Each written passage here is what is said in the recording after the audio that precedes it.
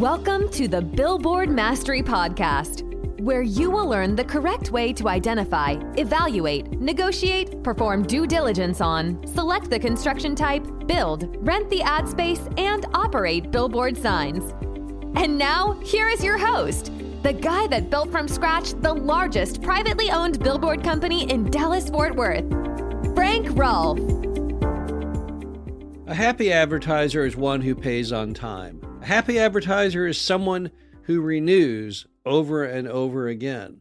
A happy advertiser is someone who tells other businesses, yes, this sign works for me. I recommend that you get one too. But how do we make sure that an advertiser, after you put them on your sign, remains happy? This is Frank Rolfe, the Billboard Mastery Podcast. We're going to be talking all about reinforcement after the sale, affirming to the advertiser that they made the right decision day in and day out. So how do you do that? How do you make an advertiser feel that they made a good choice after renting the sign from you? Well, here are some thoughts.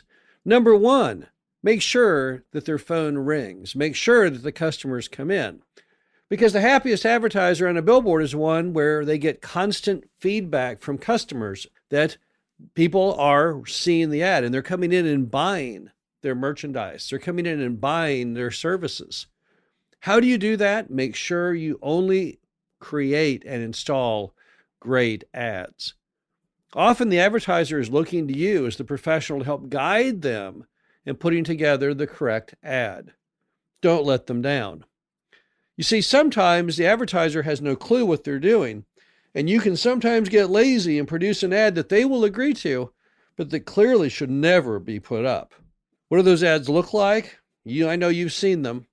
Words that are too small, too many words, terrible graphics, very poor color choice. All the things that you do when you drive by a sign and say, oh gosh, that's a terrible looking billboard. Sometimes if you get lazy, that's what you end up doing. The advertiser tells you, well, I want to put 75 words on the sign, and rather than fight them and say, no, that's too many. Let's see if we can narrow that down. You say, well, okay, if that's what you want. Then you go to the designer to have them put the ad together and they say, oh, this sign is terrible. This is a terrible ad. And you say, well, that's what the advertiser wanted. So, well, what the heck? So what then happens? You put up the terrible ad and of course they get no feedback at all. No one comes by, no one calls. However, they do get some feedback. All their friends and neighbors say, man, your billboard's terrible. It's the worst looking billboard I ever saw. Who in the world would have ever been dumb enough to put that up? Now, do you think you have a happy customer? No. Customer's not happy. What happens when the customer's not happy? They don't pay. They don't renew. They don't say good things. Not good. So rule number one is make sure that the ad that you install is great, that you truly believe that that ad will work for that advertiser. Number two, it's not a bad idea to give the advertiser a little miniature sign, little miniature of their billboard on a little stand. You can find these online to buy. They come in a metal variety, plastic variety. I know you've seen them. You typically see them on the bookshelves of many advertisers. Go in any McDonald's franchisee's office, there is that little mini billboard.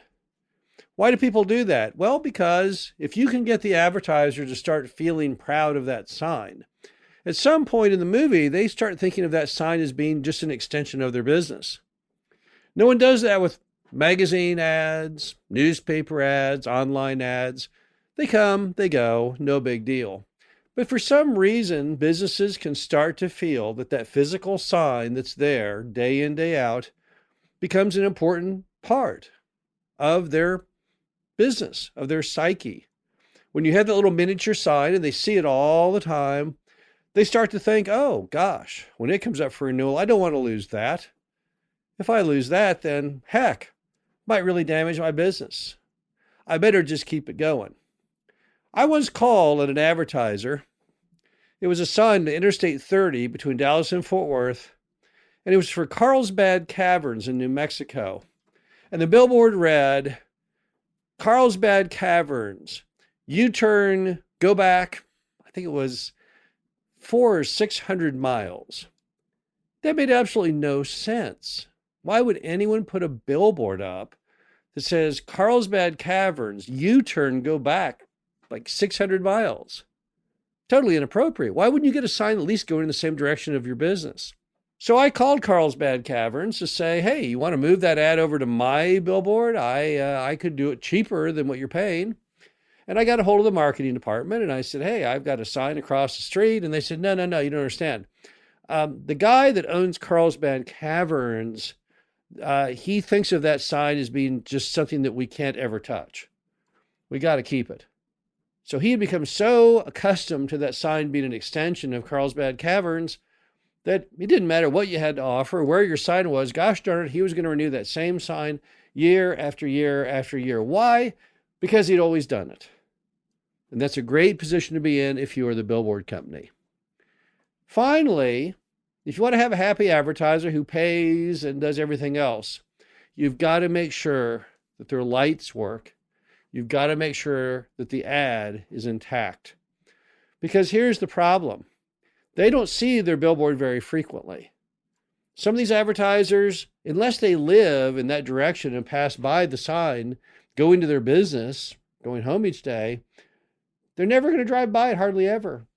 And when they do, in that rare occurrence, when they one day say, hey, let's go drive by that billboard, or they say, oh, okay, let's go to the mall, and it just happens when you go to the mall to go by the billboard.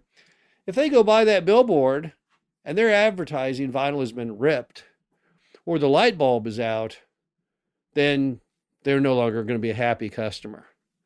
That is a very much number one way you can lose a customer after the sale, is for them to start having suspicions that you're not maintaining the billboard. You see, now the problem is they have to drive it all the time to check on it. That infuriates them. All that extra driving to go check on the sign. They think, man, you'd think for the amount I'm paying, I'd get better service than that. And they no longer really trust the relationship. So how do you save that? Well, you need to periodically, probably at least once a month, go out and make sure those lights are turned on.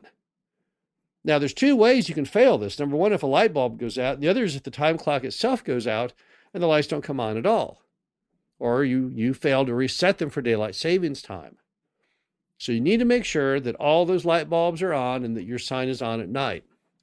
As far as damage to the vinyl, if you see in the news, on the weather map, an extreme storm that has occurred near that sign, even if it's the day after you drove it to check the lights and the lights are working perfectly, you need to go out and check it to make sure it wasn't damaged in the storm.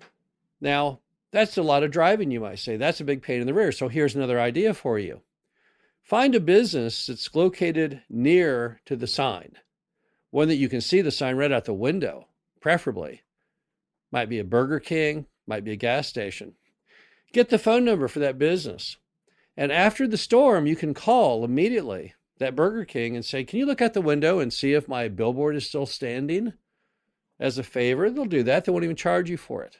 That way, you can move quickly, swiftly to check on every sign without having to physically jump in your car and go.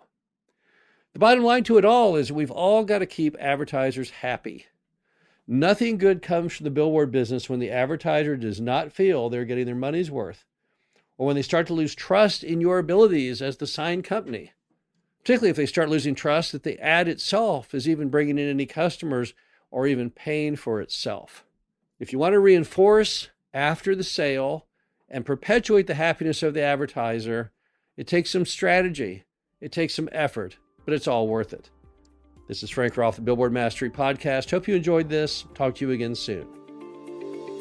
Thank you for listening to the Billboard Mastery Podcast. Be sure to visit us at www.billboardmastery.com, where you can find past episodes of this show, plus an array of information to help you successfully build, buy, and operate billboard signs.